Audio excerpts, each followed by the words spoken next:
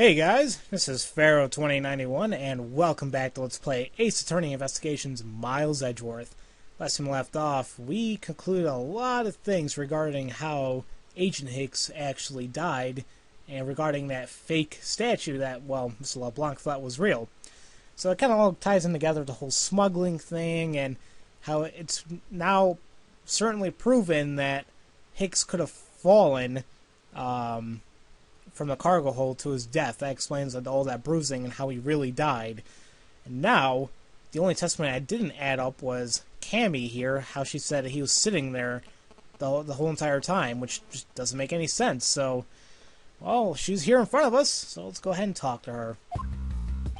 Miss Mealy. What the hell? What is wrong with her? She has, like, narcolepsy, whatever it is, when you just fall asleep. Miss Mealy! Huh? Do you recall what you said earlier about when you answered some service calls as we were departing from Zengfa? You said that Mr. Hicks was sitting in the sea at the time. However, that is simply not possible, because Mr. Hicks was dead long before we even touched down in Zengfa. Oh? Miss Cammy Mealy! Maybe I didn't see what I thought I did? And no one can make a mistake so large, Miss Mealy. Maybe, but I make that kind of boo-boo all the time. Ugh! This is going nowhere. There must be a better way of resolving this contradiction. Very well. Miss Mealy, if you please tell me about your alibi during the time span. From just before we were landing at 3 a.m. and 6 p.m. when the body was found. Are you telling me I'm a suspect, Mr. Edgeworth? My God, this woman. Let's hear her alibi. Yeah. From 3 to 4, I was, in the flight attendant's room all by my lonesome self. And from 5 to 6, I was, in the flight attendant's room all by my lonesome self. How is a man supposed to react to a testimony like that? Miss Mealy, wake up! She fell back asleep. She fell asleep again. Looks like the only way I'm going to be able to wake her up is by pressing her. Okay. Well, there is something I want to press on. And why do we even have to press on that? Okay. So she was in the flight attendant's room by herself. 3 to 4, she was in the flight attendant's room by herself. And then from 5 to 6, she was in the flight attendant's room by herself. That is what I'm going to press on right there. Because something doesn't add up right there. So you were alone the entire time, were you? Yeah, no one else even popped their head in to say hi. Oh? Well, I think a contradiction just popped in to say hi. What should I do? Well, definitely raise an objection. Miss Mealy, there's a clear contradiction embedded in your testimony. Huh? What are you talking about? It's not possible you were alone in the attendance room the entire time from 5 to 6. If you remember, from Rhoda's testimony, she bought this, she bought the freaking suitcase at 5:40 and brought it right back into the, flight attendant's room. So that means that, yep, she was there. Take that! I wonder if you would be so kind as to take a look at this receipt, Miss Mealy. Huh? A receipt? For what? It's for a suitcase she bought. Now, if I'm going to direct your attention to the timestamp, as you can see, it clearly says 5:40 a.m. Yes? Huh? Why is the killer here? I thought you'd have her locked up by now. I requested that she be present as a witness so that we may straighten out your complex lie. Now then, between the hours of 5 and 6 a.m., you took a trip from first class down to the first floor in-flight shop, correct? Yes, I went to the shop to buy a suitcase. After which I went straight to the attendant's room to drop it off. And did you see Miss Mealy there at the time? No. So, Miss Mealy, what were you where were you really between the hours of 5 and 6 a.m.? And she fell asleep again. Miss Cammy Mealy! Huh?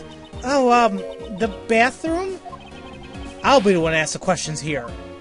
Yeah, maybe that's it. I probably just missed her. Nature calls, you know. Do you take me for a fool? That's a little too convenient to be true. But it's like the truth. Cross my heart. I don't have enough conclusive proof to counter-argue her at this stage. You don't believe me, do you? But please, won't you give me a chance to hear me out? I guess we're gonna have to. So, let's hear her reasons for suspicion. Look, I know you're suspecting me because I'm one of the crew, but you think that maybe you should also suspect Miss Rhoda, too. She's the one in charge of the elevator keycard in the shop, you know. If you ask me, that makes her super suspicious. Please leave her out of the conversation. Only you are under suspicion for now. I don't get it. Why are you even covering for Miss Rhoda all of a sudden? Oh, now I get it. Maybe you've got your eye on Miss Rhoda. Of course I'm keeping an eye on her. I can't very well let her escape, can I? Never mind. But you want to know something? Miss Rhoda actually kind of like... I have absolutely no interest in people who can't appreciate my sense of design. Okay, now's not the time for this sort of talk. He's like, damn, I can't get a woman. Aw, poor Miles. It looks like he never can find love. Unless he can really count well, no, not really Francisca. He looks at her like a sister, so that'll be wrong. And, yeah, Phoenix even has his love interest. I mean, I guess kind of like Mia. Not really Maya. Although people may speculate, but not really her. But definitely Iris. Aw. I wonder how they're all up to now. Oh, whatever. So, time for my rebuttal. So, okay, she says, we should suspect her because she's the one in charge of the elevator keycard in the shop. Well, let's press on that. And what are you in charge of, Miss Mealy? I take care of the attendant's room. That doesn't count! But I spent so much time in there, it might as well be my responsibility. Miss Edgeworth Cammy is very talented in languages, so she assists passengers who may not speak English, especially those who speak Borginian. She's the only one on this flight who's fluent. Oh, you mean that kind of what am I in charge of? Why didn't you say so in the first place? What else could I have meant? Yeah, so I'm really good at Borginian. She's fluent in Borginian. I suppose you're in charge of processing documents in Borginian then. Yeah, I take care of anything that has to do with Borginian. Very interesting. So now she says, if you ask me... No, go back. No, that's not what I wanted. Wait, is there an... Here's a new statement. I'm in charge of all the attendance room, which is stupid, and some Borginian stuff. Okay. She's in charge of Borginian stuff. We'll get that down. But if you look at this, which document was it? Okay, this document. It's in Borginian. Okay, so it's in Borginian, and it says that it was loaded on board in Europe, but we know that it's a fake. So this, she should have taken a look at the certificate then, shouldn't she? Because it's in Borginian. So, you're the only one in the flight crew that speaks Borginian. Is that correct? Oh, yeah, I guess so. I studied abroad in Borginia for a while. Oh, she looks kind of cute when she's tired. If that is the case, then the signature on this document belongs to you, doesn't it?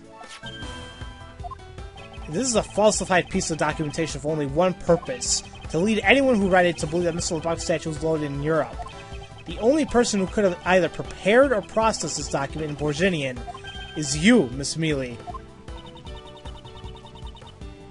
Without your participation, the smuggling of the Aleph Red could not have been occurred. Don't sleep while I'm pointing my finger at you! Oh, now she's a little bit pissy. Oh, I wouldn't dream of falling asleep on you, Mr. Edgeworth. It is exactly as you say. Are you confessing to having participated in the smuggling? No, far from it. It's true that I was the one who signed off on that document, but you can't use that fact alone to make your allegations of smuggling stick. There's no direct correlation after all. All you have is my signature on a piece of paper. Really, all you did was sign it. I didn't neglect to check it if the cargo had been loaded onto the plane properly. So, sorry about that. Seems like she's finally woken up. This is going to be one tough fight. Suppose, and this is just a supposition, or whatever, you know what I mean. Even if I was involved in the smuggling, you can't throw a charge of murder on me just like that. Objection! If you were involved in smuggling, you would have a strong motive to kill. Agent Hicks was in the middle of an investigation regarding a smuggling ring, and just when he was about to close in, he's killed by a member of that ring. Well, did you ever stop to think that maybe Rhoda is a smuggling ring member? After all, unlike me, Rhoda has access to many things in a plane for work purposes. So perhaps there is some element of a setup at play in this case. What are you talking about? Don't worry, I wasn't talking about you. I meant the killer. First, it was myself, and now it's Miss Tenarios who is under this microscope. Seems to me that our killer has been at great lengths to pin this crime on anyone they can. You have no proof that Rhoda is being set up, or that she isn't. Actually, I believe that she was indeed the intended target from the very beginning. I believe the plan was to push all the blame for the crime onto her, and this evidence will prove my suspicions. This proves the killer was out to frame her from the very beginning, and I believe it would be her suitcase, because it's like, well, once was designed by Rhoda, and what else is there? It was designed by her. She buys it all the time, so yeah, I think this kind of proves that it was going to be blamed on her from the beginning. The killer could have hidden the body anywhere, and yet they chose the suitcase. Why is that? Perhaps it was to move the body up from the lower deck to the first floor. However, why go through the trouble to do so? Oh boy, yeah, she's not so... yeah, she's mad. The only way all these actions make sense is if the killer had wanted to frame her for the murder. She buys the suitcase on every flight she works without fail. But should her suitcase be switched with the one containing the victim's body, that will put her in a very tight spot. Unfortunately for the killer, the turbulence put an end to that plan. There wasn't enough time to put the body back into the suitcase.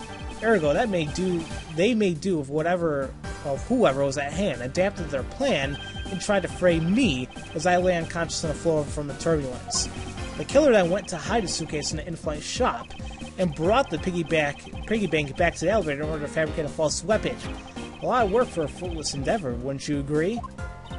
Sounds like the killer had a tough time too, huh? I mean, why did the killer need to frame someone that badly anyway? That's because of the special circumstances surrounding this particular case. What special circumstances dictated the need for the killer to frame someone? And I believe it would be, actually where the murder took place. It's not when or who. That special circumstance is simply that the murder took place on a plane mid-flight. No matter which country, certain customs is quite strict in this day and age, so no matter what you do, the chances that the body will be found is very high.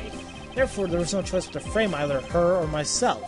In other words, the only one who fits within the boundaries of the criminal's movements is not her or myself, but you, Miss Cammy Mealy. Only you and you alone could be the killer. Yeah, hold on, I'll do it really hard. Okay, that's really long yawn, but I really need to do it. And? Are you done already? I was about to fall asleep again. Anyway, let's be honest here. You don't have anything on me other than a whole lot of circumstantial evidence. I can see the outline of how the murder occurred, but I have no definitive evidence. And isn't there a piece of evidence that's still unaccounted for? Something that still can't quite fit into the big picture? Yeah, something I haven't used in a long time. The cell phone. Where the hell is it? We can't find it anywhere, and there could be something on it that could help us out with this case, but it's just nowhere to be found. Take that! I don't have any actual evidence. I thought not. I'll be on it again. But that's because it went missing, and that still is. Missing? What do you mean by that? In the complex puzzle as this case, there was one piece I kept getting stuck on, and that is the victim's cell phone. Francisca, you were waiting at the airport for a phone call from Agent Hicks' cell phone. Or at least that's what you told me. That's right! But Agent Hicks' cell phone could not be found at this crime scene. You mean The killer took the phone with them? Precisely. I suspect that if we were to find that phone, it would lead us to the killer. Come on, get serious. If the victim fell to his death from that height, wouldn't his phone break as well? We won't know until we've tried a little experiment now, will we? Francisca, I'd like to ask for your assistance. You know the victim's phone number, do you not? Of course I do. Give it a call. Agent Hick's phone! It's ringing from somewhere, sir! I hear it, Detective. Now, where's it coming from? Just where is that coming from? Huh. Well, perhaps we'll figure it out next time, guys. So, as usual, thank you all for watching, and I'll see you guys next time for Let's Play Ace Attorney Investigations Miles Edgeworth. I'll see you guys later.